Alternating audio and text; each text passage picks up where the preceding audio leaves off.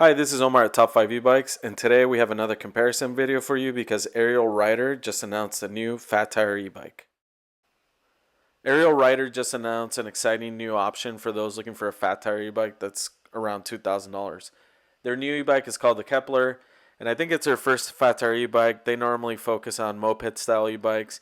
They're also calling it a commuter fat tire e-bike, which I haven't heard that term in the past. And I figured I'd do one of these videos that I love making, which is compare the specs of e-bikes side by side in a spreadsheet. Before we dig into the specs, let me give you some initial thoughts. One is that the price is good. So you have a sub $1,800 price for now.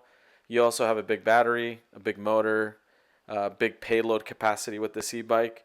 And then the other thing I noticed about this e-bike is that it's a cookie cutter frame. So it's a frame that is pretty popular with other fat tire e-bikes.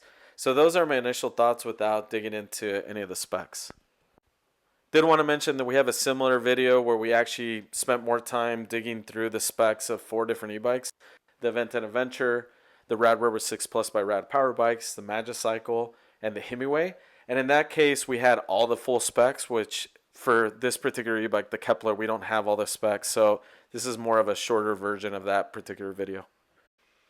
So let's dig into the data now and let's look at the specs. And what better comparison than comparing it to the RadRover 6 Plus by Rad Power Bikes and the Aventon Aventure. So here's where the Kepler really stands out. You have a better price and it blows the Aventure and the RadRover 6 out of the water when it comes to the motor and the battery. So the Kepler has 1,000 watts sustained, 1,800 peak, that's right, 1,800 peak motor, and it has over 1,000 watt hours battery. So I think with those 3 data points, the battery, the motor, and the price, the Kepler is definitely a better deal. And look, Ariel Rider makes some very powerful e-bikes, and we mentioned it earlier. They make the Grizzly, which is a dual battery, dual motor e-bike, so I'm not surprised they came out of the gate with such a powerful fat tire e-bike. So aside from the big motor and the big battery, this bike does come with hydraulic brakes, and that you need to be in this category of around $2,000 fat tire e-bikes, because otherwise no one's even going to consider your bike as an option. Now, once you move past those main components, you start seeing lower end quality components, something that you'd likely see with a bike that's $1,500 or even $1,000. Like for example, its drivetrain. It's a Shimano Altus, and then you also see the thumb shifter, and you see some lower end components. You also see a bike frame that is pretty typical, and you see it on different e-bikes. So they didn't go down the route like Rad Power Bikes or Aventon where they actually design their own frame, and it's a little bit different than everything else you see out there. I think overall what you get out of this e-bike is you get great performance, a large battery range, all at an affordable price. And that's in comparison to the Rad Power Bikes RadRover 6 Plus and the Aventon Aventure. But I think it doesn't really compete with those 2 other e-bikes because I feel like they're in a different class. Because when you start factoring in quality build, so the overall quality build of the bike itself, not the e-bike components, also, when you start looking at items like servicing, warranty, so all these items in aggregate, those other 2 e-bikes are in a different class.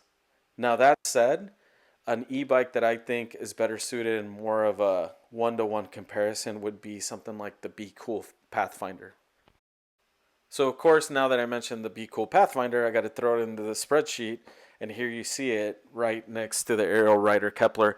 Full disclosure, we haven't ridden or reviewed the Be Cool Pathfinder, just like the Kepler. So we're just strictly looking at specs.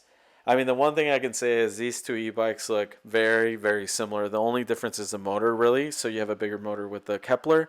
But aside from that, the price point, the battery size, hydraulic brakes, they're very similar. So I think this is more of a comparison to the Kepler. And again, we haven't ridden either bike. We'd love to ride the Be Cool Pathfinder, the Kepler, and to actually give you your thoughts about each of these bikes. But anyways, this is the close of this initial thoughts just based on this new released e-bike. Let us know if you have any questions or comments. Let us know if you are going to buy the Kepler, or if you have the Pathfinder, or you've gone through this type of decision and what your thoughts were.